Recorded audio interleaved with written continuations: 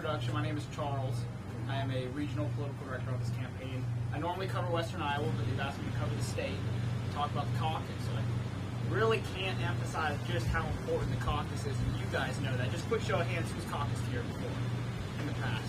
But yeah, so experienced caucusers in here. The thing is you guys know just how important it is to caucus in the state. You guys lead by example. We're talking New Hampshire's, 8 to 10 days after you guys. They're watching you guys closely. They're watching who you guys are going to send forward. They're watching who really has the momentum on this campaign trail. What we want to show is the truth has the momentum on this campaign trail.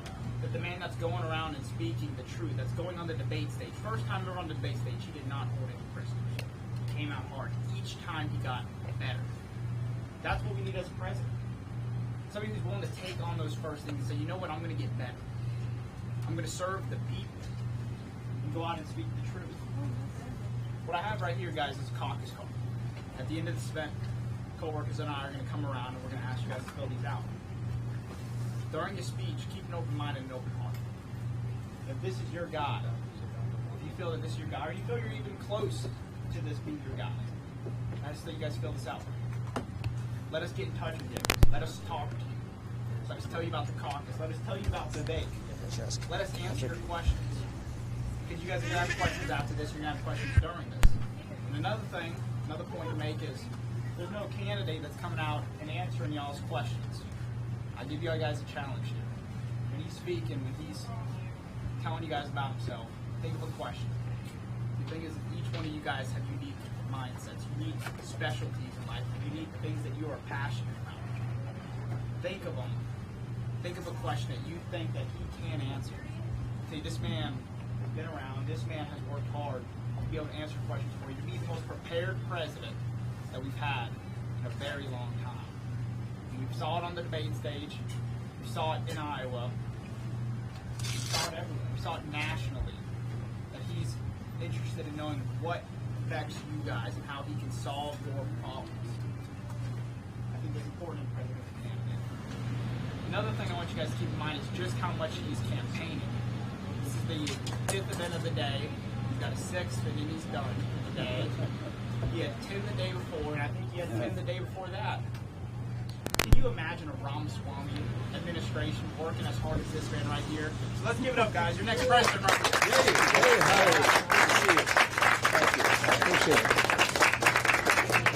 It's good to be here, guys. No microphone or anything? We're good?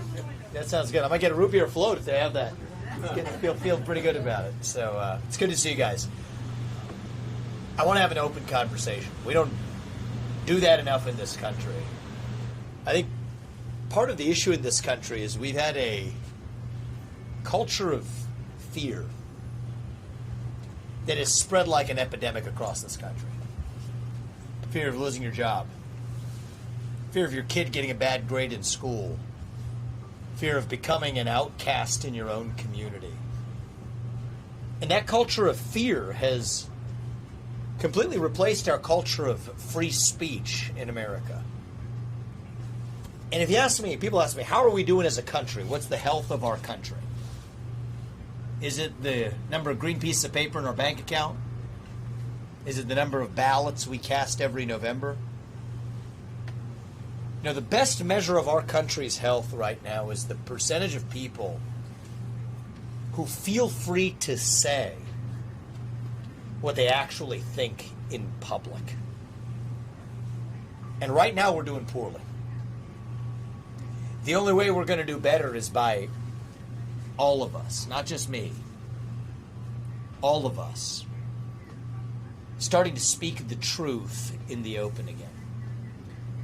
I'll tell you just a word about my family. My parents came to this country 40 years ago to pursue opportunity. They came with no money in their pocket. In a single generation, I've gone on to found multiple multi-billion-dollar companies. I did it while marrying my wife, Apurva, who has been crisscrossing a different part of this state, and I think is going to be here in about half an hour, hopefully, for the end of this event. Raising our 2 sons, one of whom is in a nap on that bus, and the other of whom, if you tell them there's ice cream here, might be in here soon. Following our faith in God. That's the American dream. And I'm worried that American dream isn't going to exist for our kids and their generation unless we all step up and do something about it. I'll get to the punchline of why I'm in this race, what pulled me into this race. I saw that red wave that never came. I'm not a politician. I'm a businessman. That's my background. Zero background in politics. I believe that's for the better, actually, when it comes to leading this country as the next president. But when I saw that red wave that never came, that's when it hit me. I had stepped down from my job as a biotech CEO for a couple of years earlier. There's the Black Lives Matter protests that came up after George Floyd's death. You may remember that. There was a demand that every CEO in the country in tech and biotech make a statement on behalf of BLM. I refused to do it. I stepped aside, wrote my books, revealed the politicization of corporate America, started a business called Strive that competes against BlackRock and State Street and Vanguard by creating an alternative that tells companies to knock it off with the politics. But that was my world, in the world of business. But when I saw that red wave that never came, I saw a Republican Party that I believe had grown lazy. And I don't just mean lazy in terms of get out the vote operations. There's that too. But I'm talking about something deeper. Lazy about defining what we actually stand for. We've gotten lazy just criticizing the other side for their vision. The other side, say what you will, they will offer a vision. Race, gender, sexuality, climate. And we've grown comfortable just criticizing that other side's vision without offering a vision of our own. What do we stand for? Individual, family, nation, God.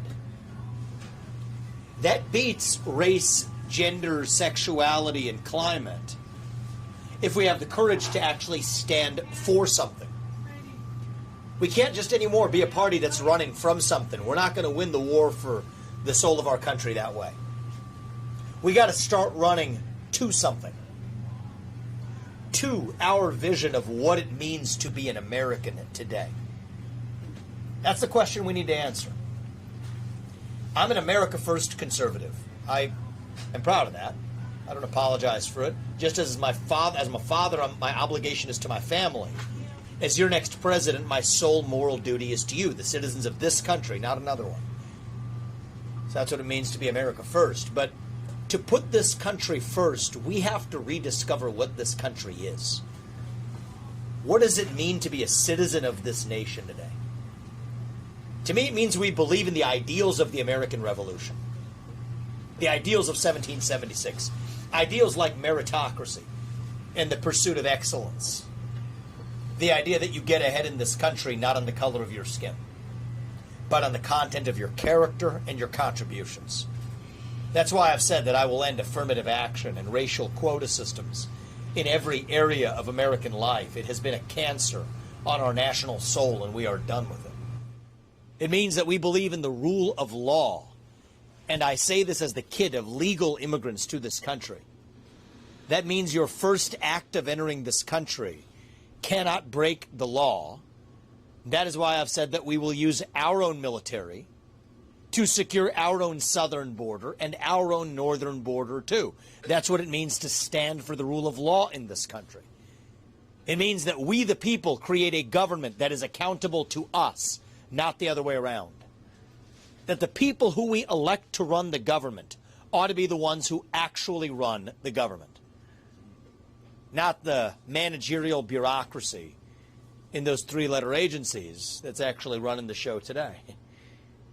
You're going to drain the swamp. Here's how you do it. If I can't work for you for more than 8 years as your next president, which I think is a good thing, by the way, neither should those federal bureaucrats who are reporting into me.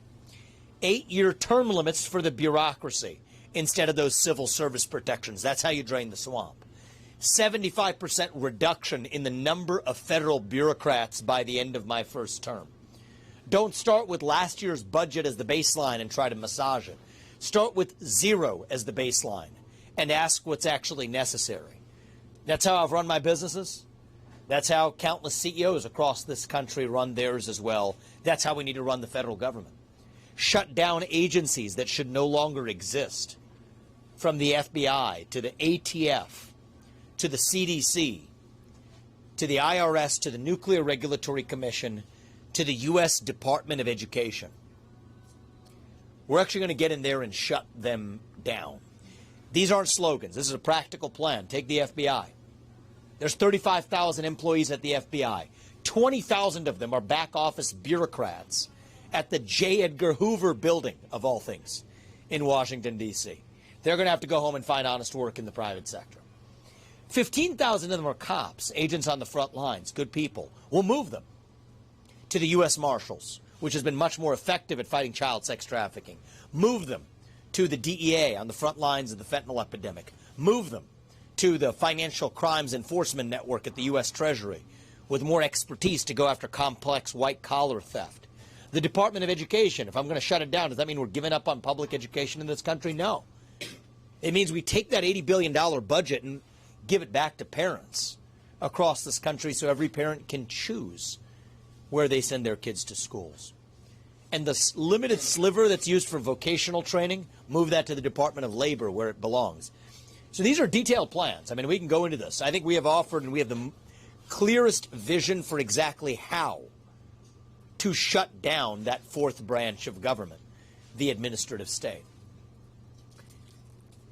This shouldn't be controversial. This is common sense.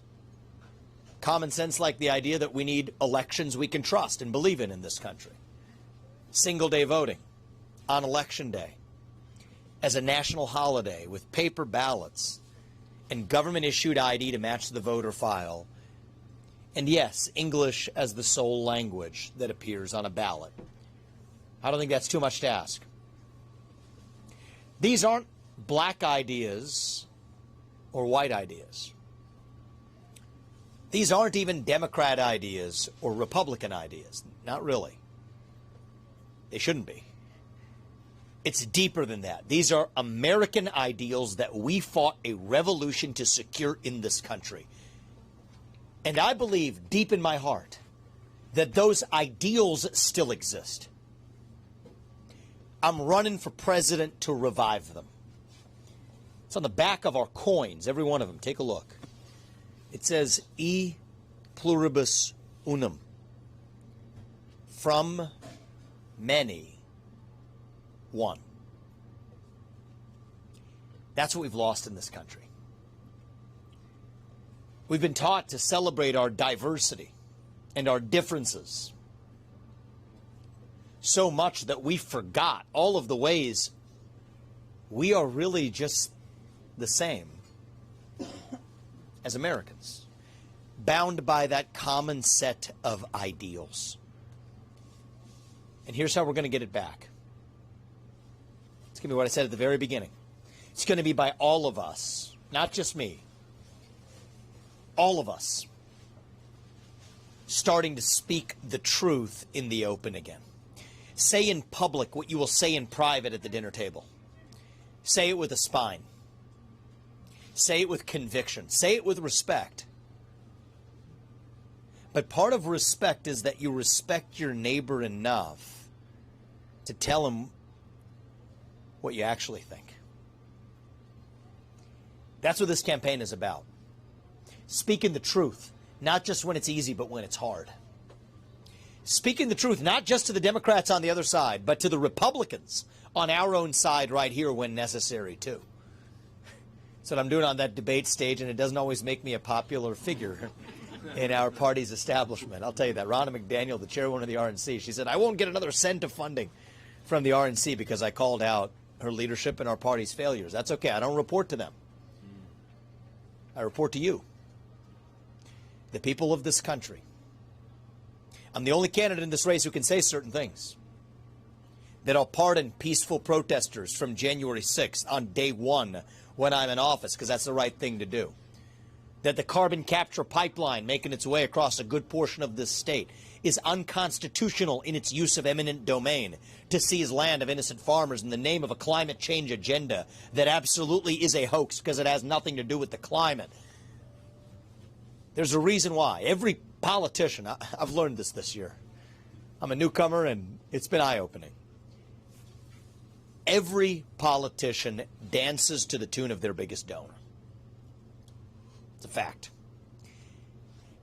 In my case, that biggest donor is me.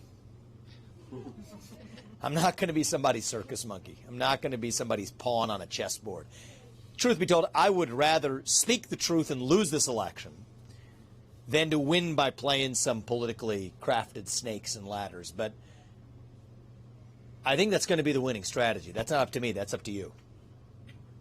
That's what we're doing every day in this campaign, speaking those hard truths right there. Truths that, if I came in here 10 years ago and told you those things, you'd shoo me out of here saying I'm wasting your time. These things are obvious. Yet today, they're almost too controversial for me to be able to say that God is real, that there are two genders,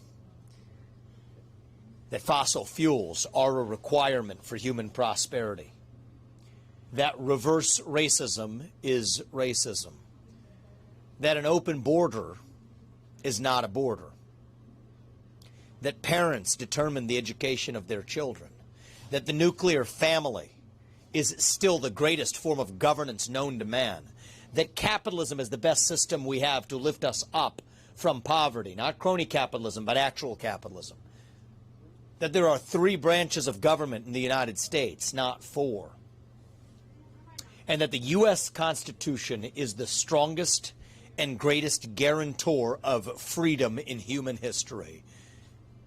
That is the truth. We fight for the truth. We stand up for the truth. That is what won us the American Revolution. That is what reunited us after the Civil War. That is what won us 2 world wars and the Cold War.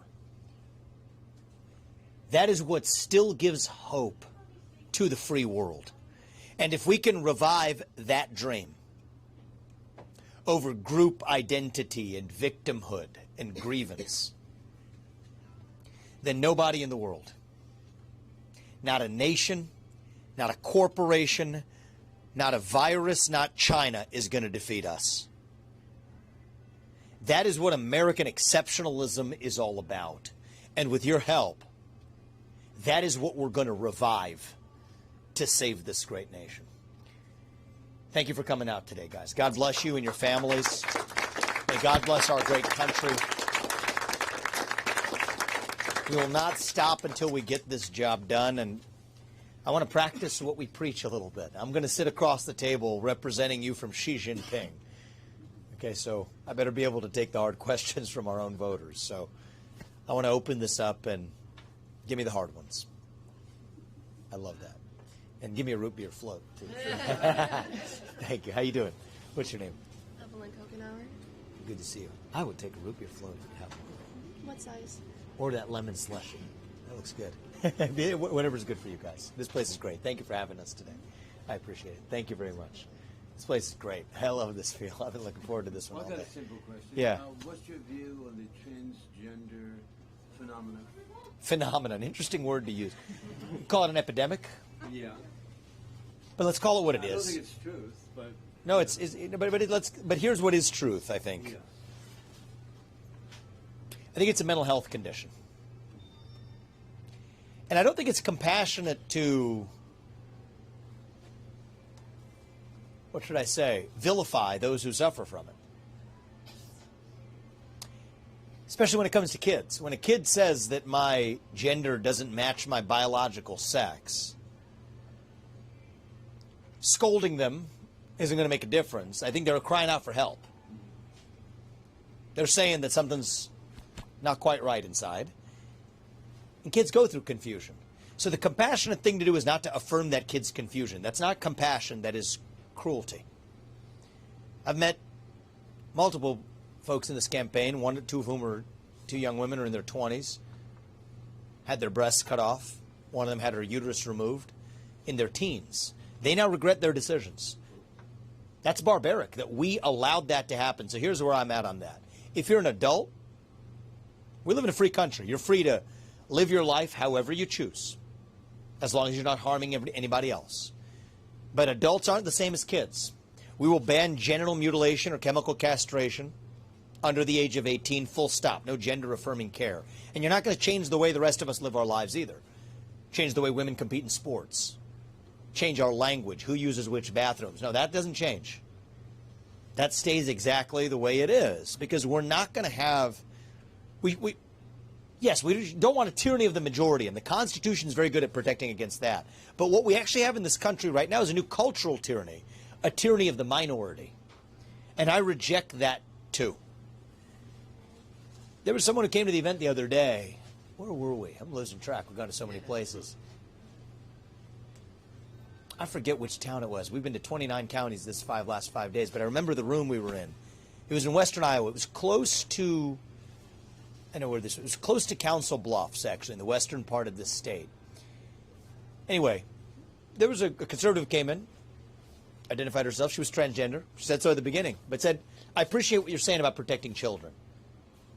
And I said, you know what? I'm not going to change the way somebody chooses to dress or identify themselves. And that person wasn't harming anybody either. So I think that's the way we've got to look at this issue is it's been characterized as a mental health disorder for most of our national history. It's no different today. That's just we're going to have to revive and stand for truth with compassion, not cruelty, but compassion.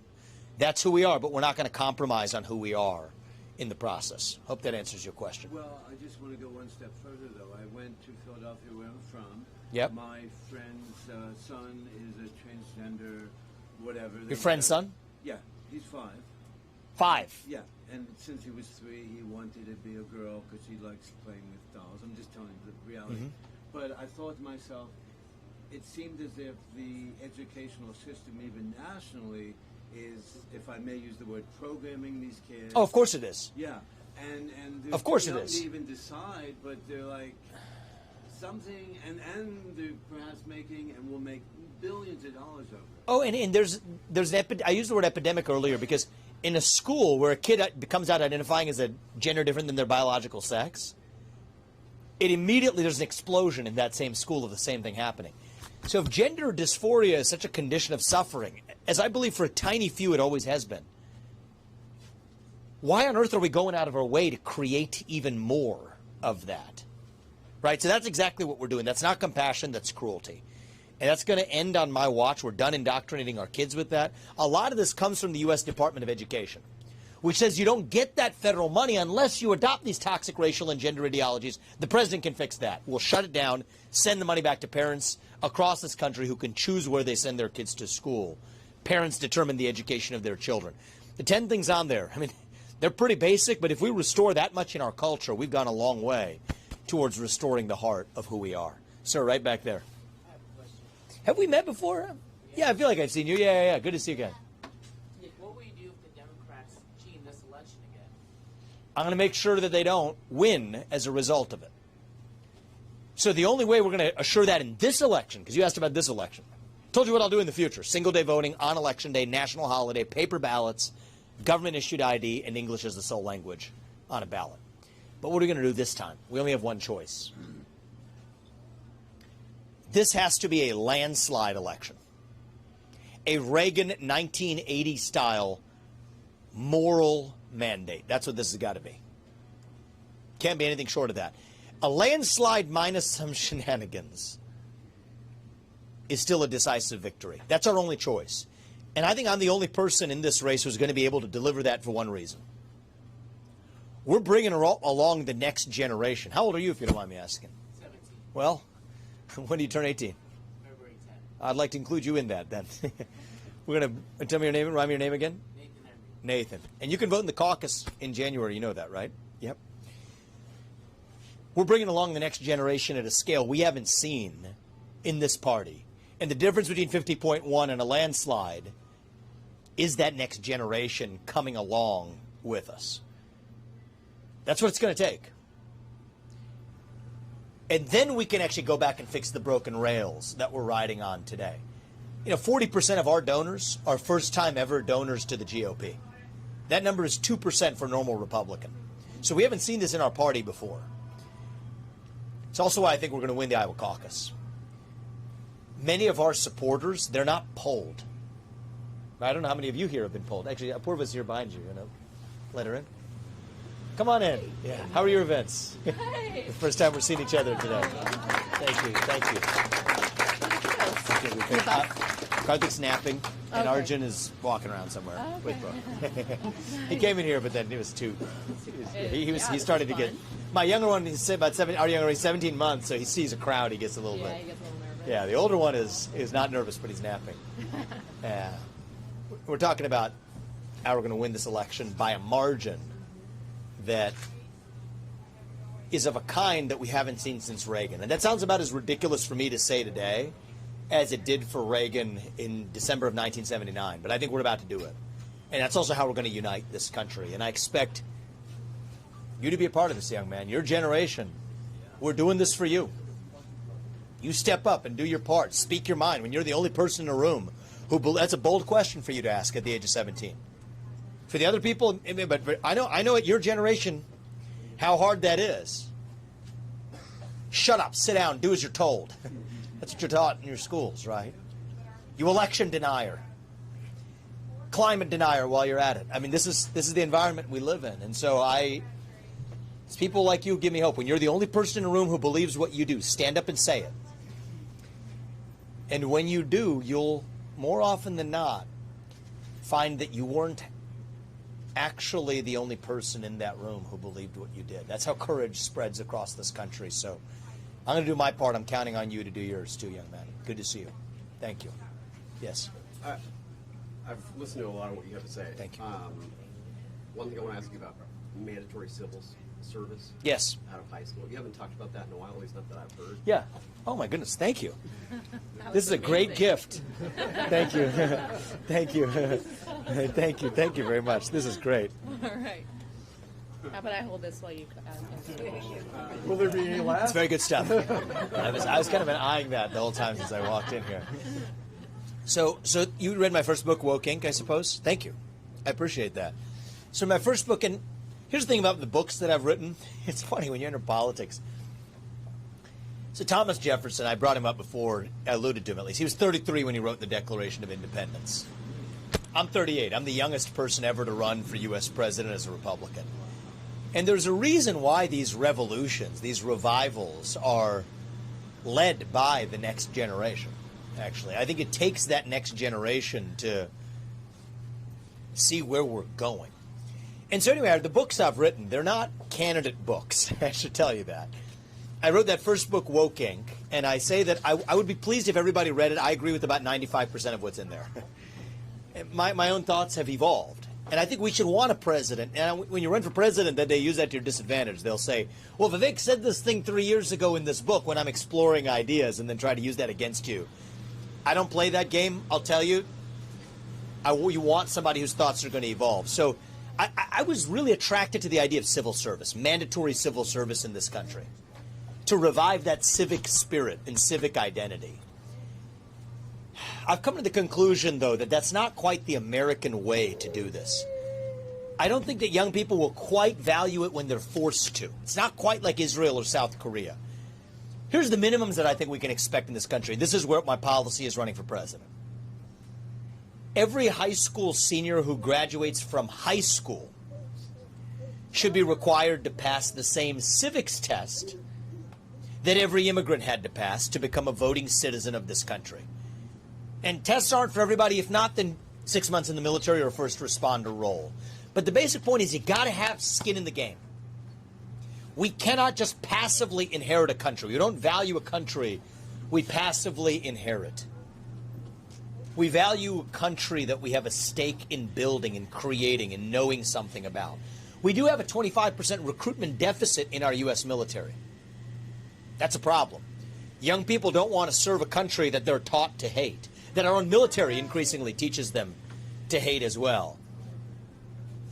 But I think the way we're going to fix that is by organically reviving that sense of national pride. And so I'm against doing it on a forcible basis, but I am for creating a revival of civic education all the way up to and including the requirement to pass a civics test or do some minimal service when you're graduating from high school before becoming a full voting citizen. And that's what I stand by. It's a civic revival in this country. Citizenship isn't about what you get. It's about what you give. It's about your civic duty to this country. And so I thank you for tracking that journey. That was the first of 3 books that I wrote, and I appreciate you asking about it. And I think that's how we channel the spirit of that, but in a way that's very practical in today's America that we can actually implement. What's your name? Richard. Richard, thank you. I appreciate that. Thank you. Thank you. Please. How would you get the national debt under control? Oh, this is doable. It's a $34 trillion national debt.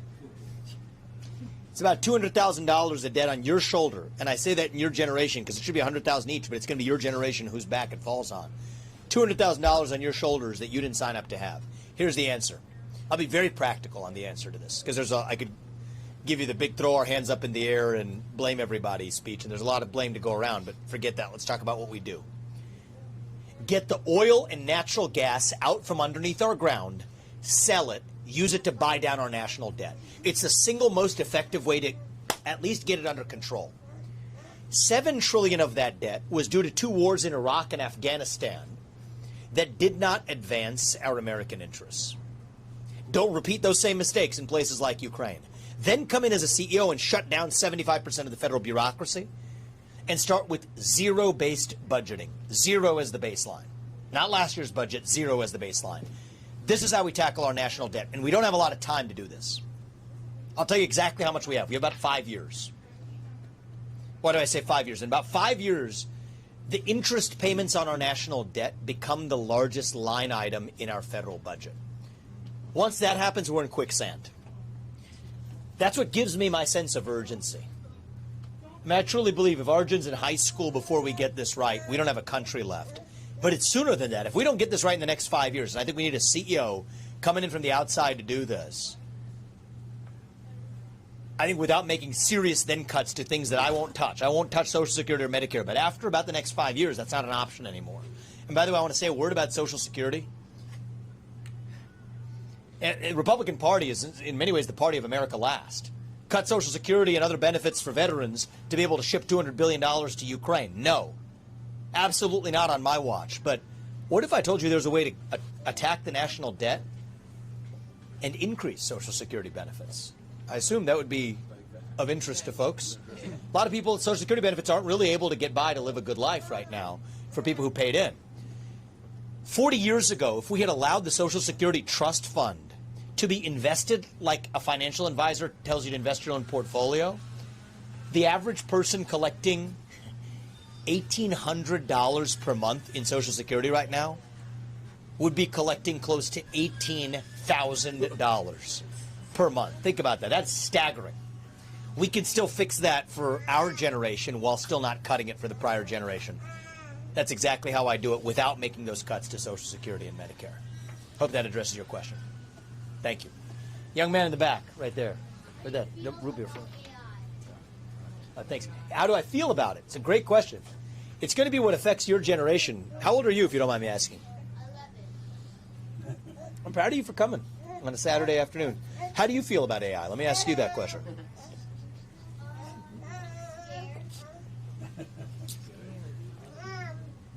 That's an honest and sane response. So I'll tell you about AI, okay? First of all, not to take a partisan dig here, but I don't think the person who's charged with AI policy in this country, Kamala Harris, knows much about AI. I think she can't spell it, if you had asked me. So I think that we need some competence, at least, in addressing it. So I'll tell you a funny story about AI. We'll take it outside of politics. Now, this is not for you. Oh, that was my mistake. All right, maybe the ice cream. What do you say? Should we give him a bite? He didn't want. I did. He wants more. Nice. So we'll take it outside of politics, then I'll bring it back in to see what's going on with AI. Anybody here a tennis fan? Yeah. I like to watch tennis. So my first job was actually as a ball boy at this tennis tournament in Cincinnati. And then I got a promotion to being a line judge when I was in early high school, like 9th grade or so. So as a human line judge, you make the line calls. It's not done that way anymore. It's all done by AI. They predict where the ball's going to land. So back when I used to be a line judge, the funny thing is, it was all the rage where players used to argue with the line judges over the call, John McEnroe and everything else. Something funny happened. When the AI started making the call, the first generation of the AI, it was so bad that you could literally see it with your eye, that it was like a bad call. But the funny thing is that the players stopped arguing with the calls. So why do I bring that up? The biggest danger of AI is actually the human response to it. And I don't mean to get too philosophical, but I think it's actually important. You asked a deep question, I want to give you a proper answer. I'll give you the simple AI policy, I'll give you the superficial piece, but I want to come back to the more important part. Superficial piece is hard boundary between AI and kids. Just like we talked about for the transgenderism. Draw a hard line, at least. AI-powered algorithms should not be regularly interfacing broadly with kids. I think that we should not ban anything that China is also not willing to ban. But the right way to deal with it is don't ban anything. Put the liability on companies. Right? So we should tell the companies you're going to be liable. You're going to be liable for any unforeseen consequences of a protocol that you develop. That then at least makes them take the risks into account on the front end, which they're not doing today. So that's the right answer as a matter of policy. But I want to go back to the deeper point about the tennis players not arguing about the calls. Go to ChatGPT today, or some equivalent, and ask, how do you address climate change? Or how do you address racial injustice, or whatever? It'll give you an answer as though it's a political opinion, but it reads with the authority of somebody who's converting degrees Celsius to degrees Fahrenheit. That's the real danger. And so I think that, yes, I'll give you the AI policy, but at a philosophical level, the best answer to the risks posed by AI is actually the revival of faith in this country. Faith and patriotism and a belief in something bigger than ourselves. Because here's what's really going on. Whether it's AI or wokeism or transgenderism or climatism or COVIDism or depression, anxiety, fentanyl, suicide. It's not an accident that we see the rise of these same poisons at the same time. They're symptoms of a deeper void of purpose and meaning in our country. And I think we got to fill that vacuum with the real thing. There's an old expression, if there's a hole the size of God in your heart and God does not fill it, something else will instead. The same can be said of belief in a country. So that's what's going on in the country right now is we are lost, we're hungry for purpose, and that belief in something bigger than ourselves is actually going to be the best protection against bending the knee to whatever the new false idol is. AI perhaps being the latest one. You mentioned the war going on in Ukraine. I have two questions. One, what will you do with the war going on? And two, what will you do to have Ukraine repay us the billions of dollars they owe us? How do you ask better questions than our current Secretary of State? You know, that's good. That's good. I didn't set the bar very high, but I'm proud of you. So let's just start with, I'm going to be very practical about this, right? Vindictive, there's part of me that always wants to be, that all of us wants to be, but we had to lead this country forward. So I would do a reasonable deal that would end the war in Ukraine, that requires Russia to exit its military alliance with China.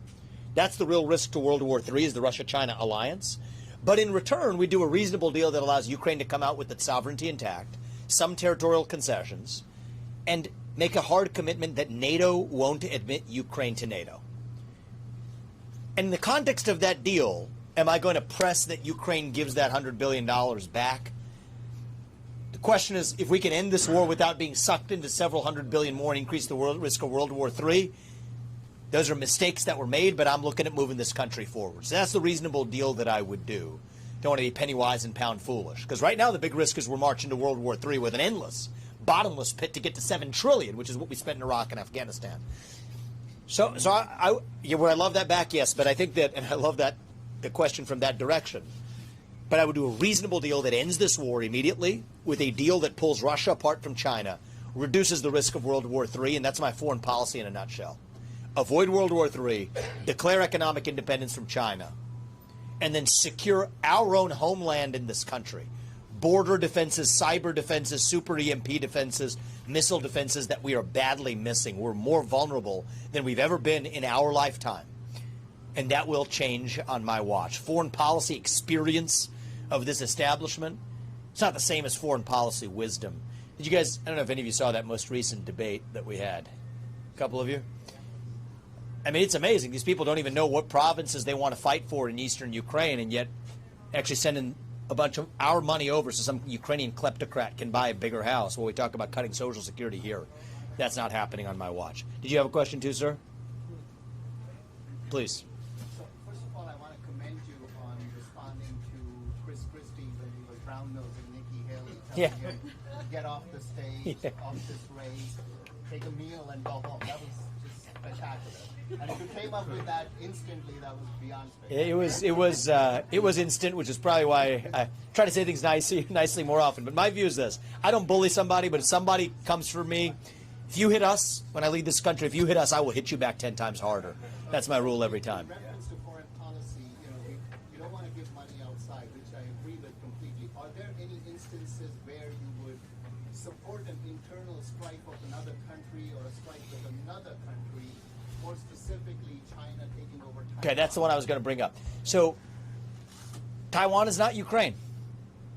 We depend on Taiwan for the little semiconductor chips that power those phones or these lights. Were you at our earlier events too? I am. This gentleman? Nice. That's good. That's good. What's your name, sir? Shrey. Shri, and what's your name? I feel like I've seen. What's your name? What's that? Darren. Good to see you. Thank you for coming. So Taiwan is not Ukraine. We will, on my watch, defend Taiwan, at least until we've achieved semiconductor independence for the foreseeable future in this country. That's necessary. We have to be clear about that. And I think that the foreign policy establishment of the past was all about strategic ambiguity. That's how you find your way into world wars. I think we have to be strategically clear, draw clear and credible red lines, and stick to them. So that's how I would look at every situation differently. America first doesn't mean isolationism. It means you look at every situation through the lens of what advances American interests. That's what George Washington wanted.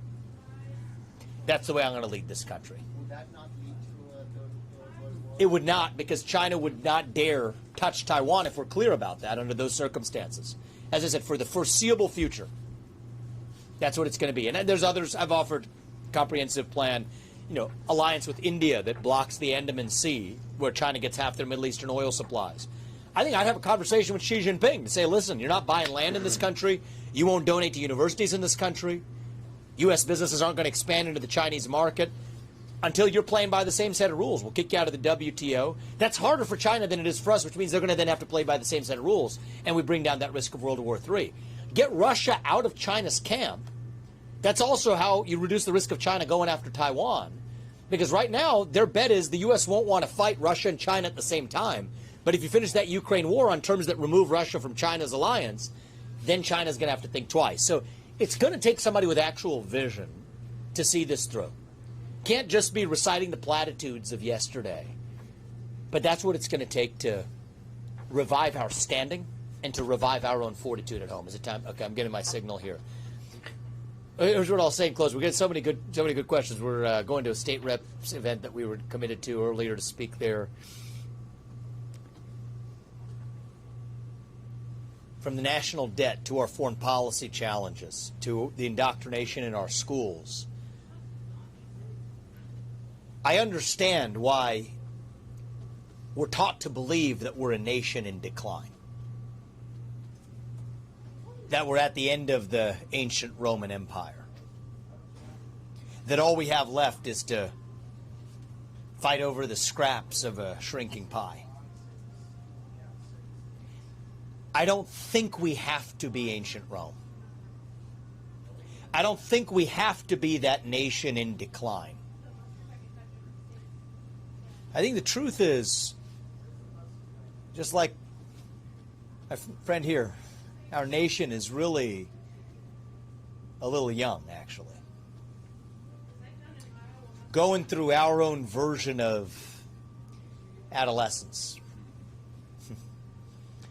Figuring out who we're going to be when we grow up. And when you view it that way, it makes sense again. You go through that adolescence, you go through that identity crisis. You lose your way a little bit. You do some stupid things.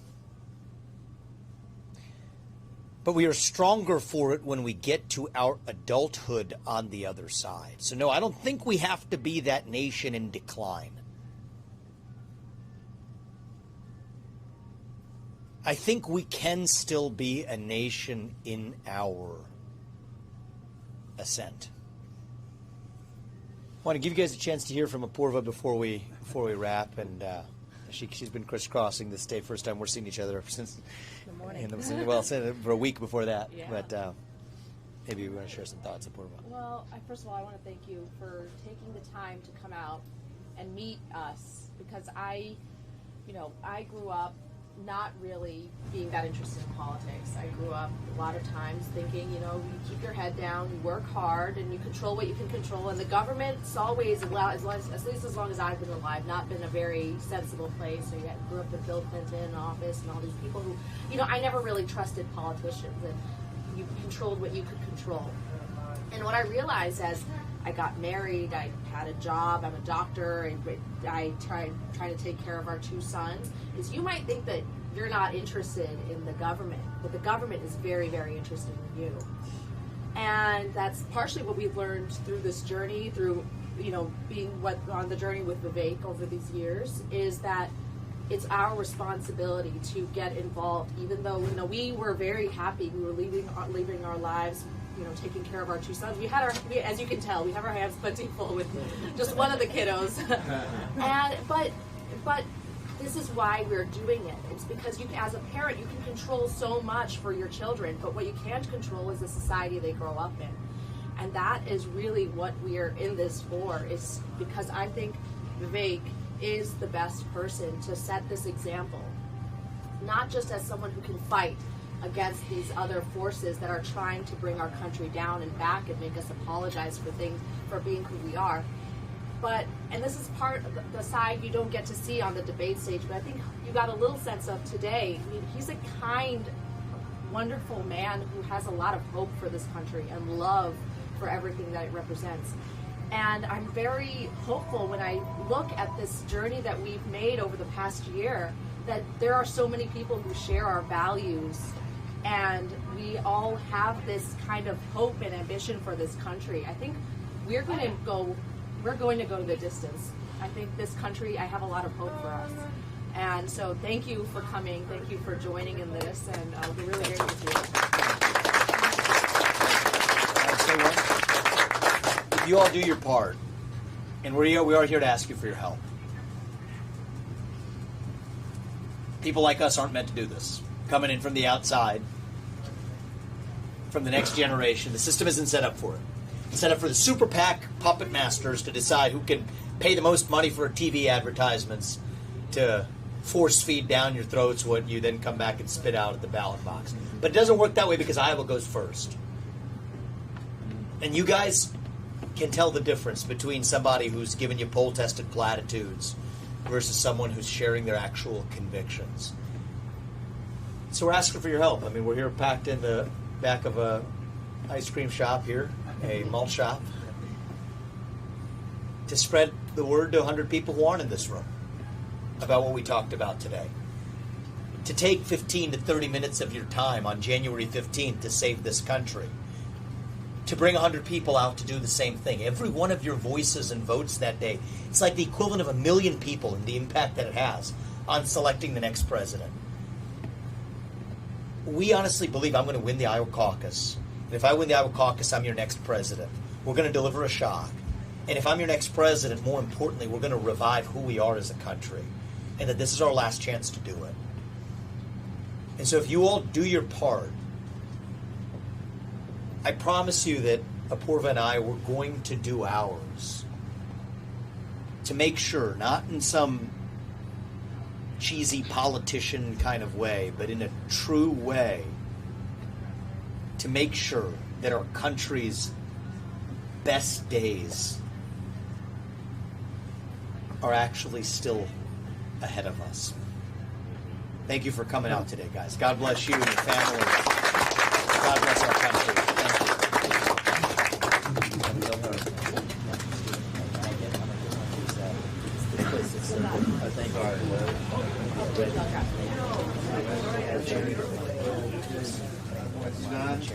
What's his name?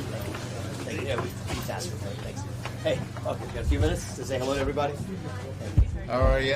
How you doing? I hope you win. My Thank name's you, man. Edwin Baffert. I appreciate you being here. I hope you guys win. Thank you. With your help, we will. With your help, we will. What's your I'm name? representing Republican all the way. But thank you for representing the truth, because That's what we stand for. that is, you're going against the monster. That's right.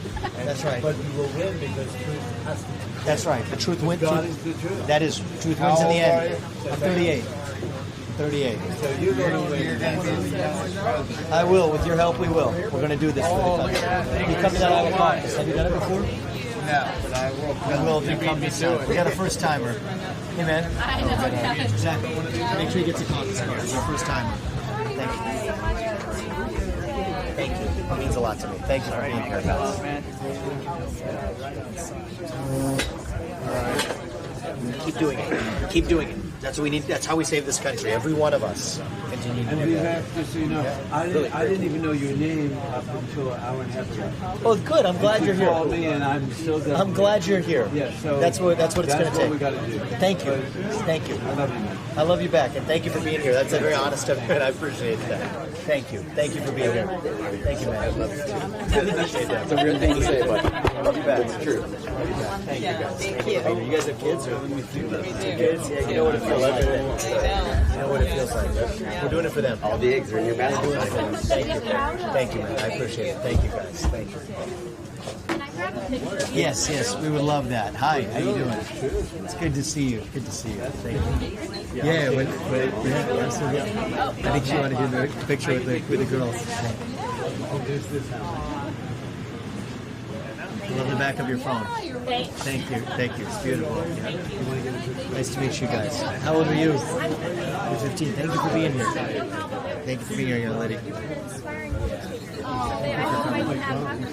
You know, don't just, you're gonna do far more. We expect big things of you. Thank you. Thank you. I appreciate that. Have you participated in the caucus before? Okay. I got it, both of you this time. Both of you this time. You can bring as many as you can. Counting on you.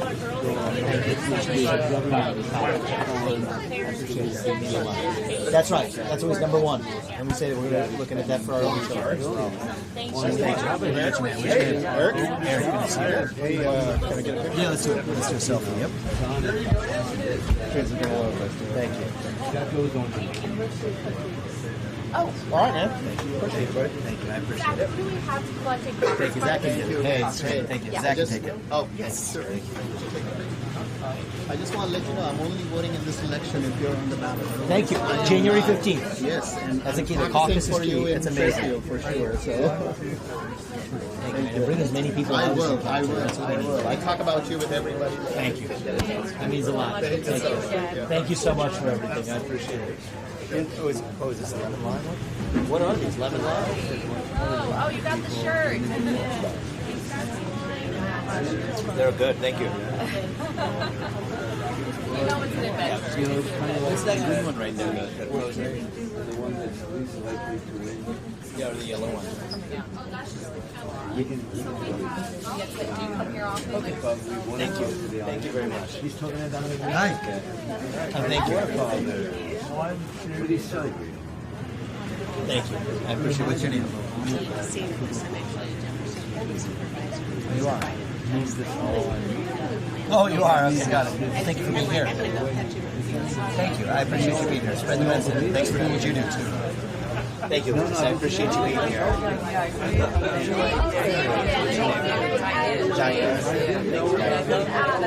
We love this country. We love this country. We're going to do our part to save this country. Thank you. What's your name, Kate? Kate. Thank you, Kate. I appreciate you coming out.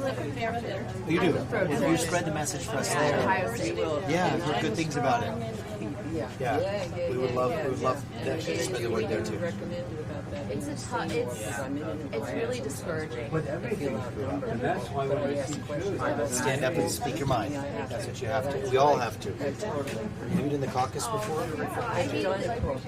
Good. Come this year, January 15th. Thank you. Spread the message for me. Honestly, it's so Thank you. Our special. family's It grateful. gives us strength. Otherwise, you feel Oh, like you're so amazing. alone. Thank you. There's no care.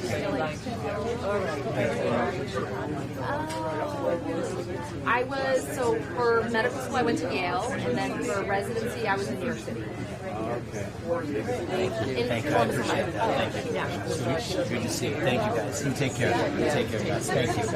Hey. I love it. It's so special. Proud of you, young man. Thank you so much. Good to see. What's your name again? You said Nate. Nate. Good to see you. Thank you for coming. Did you write for the paper or something? Or no? Okay. I mean, you look formal. I like No, it. Nathan's family were at our event at Tumwa. Oh, that's what it was. That's what it was. Yes. Good to see you again. Yeah. Time got short. I had like 10 other questions ready. I know. I'm glad you came. Good to see you. What's your name again? You told me? Noah? Nicholas. Thank you for coming out, guys. David? Good to see you. Thank you. Sometime maybe you'd have 10 minutes to talk with Nathan who's getting into politics. I'd love that. I want to be the president, actually. You? Well, why not? Nothing should stop you. Yeah, you have. I mean, the country has much to gain. I'm the guy from KBIZ. We got you here a couple different times. Oh, okay. Good to see you again. Yeah, thank you. Thank you. We will Have been volunteering and they've been working a lot. Thank you. If you're I would interested, appreciate that. have a whole hour. Hey, Patrick, where's our team? Charles. Thank you. Yeah, we would have just talked to him. We're getting him from a youth perspective, and he's got a bright future ahead. He's asking smart questions.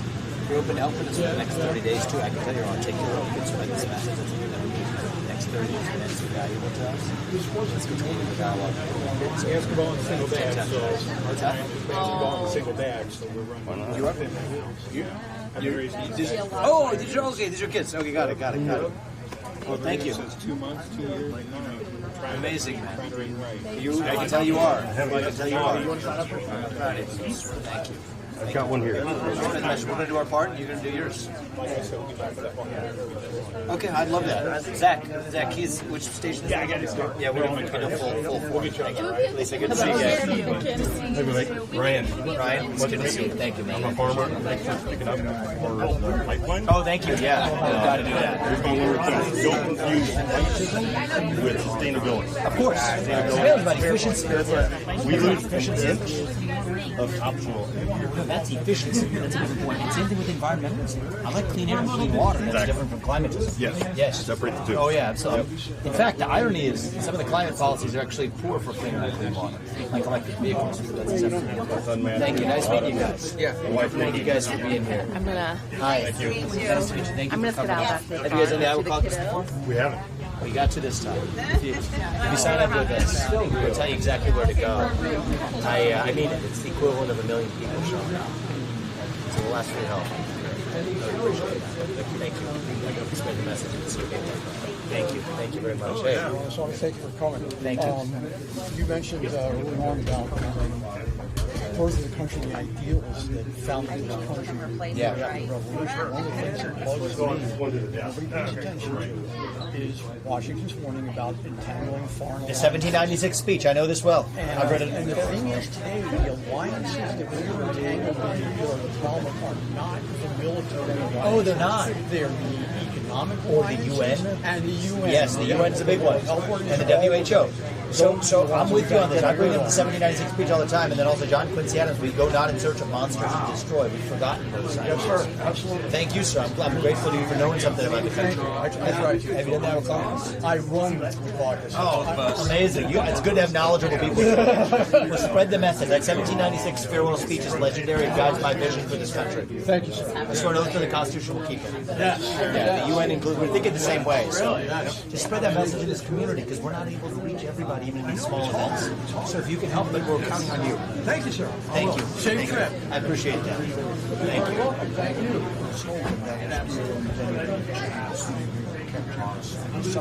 Okay. Use our military to secure both borders. Use aquatic barriers in the Rio Grande. I just can't help but think that. We're able to do that. It's a doable job. You can use drones. You can use a lot of other technology to do it. Absolutely. You can use aquatic. The wall's not enough. You have to use aquatic barriers in the Rio Grande. And then the best border policy is end the incentives to be here illegally. No federal funding for sanctuary cities. And then end birthright citizenship for the kids of illegal migrants. It was never supposed to apply to them. And then anybody who's in this country illegally has to be returned to their country of origin. They say there's only 6,000 ICE agents, so how can you do that? There's a provision in the law called 287G that allows ICE agents to have their warrants served by local law enforcement. Now you have 1 million law enforcement officers. So I'm going fast because we're brief here.